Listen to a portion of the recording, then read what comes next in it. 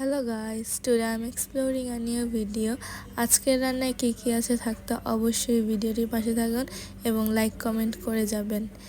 প্রথমে পেঁপে ভাজি করে নেব। তার জন্য প্যানে পেঁয়াজ কুচি হলুদ দিয়ে নিয়েছিলাম।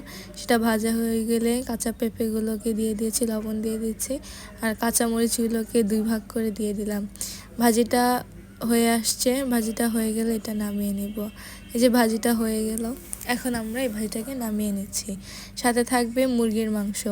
মুরগির মাংসটা ম্যারিনেট করে নিচ্ছি হলুদের গুঁড়া, মরিচের গুঁড়া, লবণ দিয়ে ভালো মতন ম্যারিনেট করে এটাকে ভেজে নিব। মুরগির মাংসটাকে ভেজে এরপর এটা আলু দিয়ে তরকারি রান্না করব। ভাজা হয়ে গেলে মুরগির মাংসটা উঠিয়ে নেব। এরপর ওই তেলে আলুগুলোকে ভেজে দিব। আমরা তেমন আলুটা পছন্দ করি না, এর জন্য কমই খাই।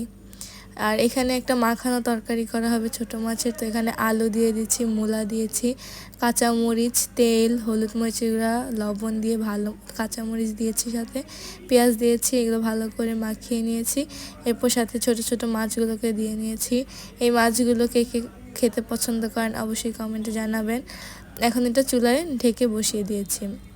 এরপর মুরগির মাংসটা রান্না করার জন্য অপর একটি প্যানে পেঁয়াজ কুচি আর গরমের মশলা দিয়েছি। এরপর দিয়েছি আদা রসুন বাটা, হলুদের গুঁড়া, মরিচের গুঁড়া। এরপর একটু পানি দিয়ে ভালো মতন এটাকে কষিয়ে নেব। কষিয়ে নেওয়ার পর আমরা মাংসগুলোকে দিয়ে দিব। আর এই চুলায় দেখতে পাচ্ছেন আমার এই মাখানা তরকারিটা হয়ে যাচ্ছে। এবার মাংস আর আলুটা দিয়ে দিলাম। এটা দিয়ে ভালো মতো মাংসটা রান্না করে নেব। বেসিক্যালি আজকের মাংসটা একদম ভুনা ভুনা হবে। তো কে কে ভুনা মাংস পছন্দ করেন অবশ্যই কমেন্টে জানাবেন। তারপর পানি দিয়ে নিচ্ছি।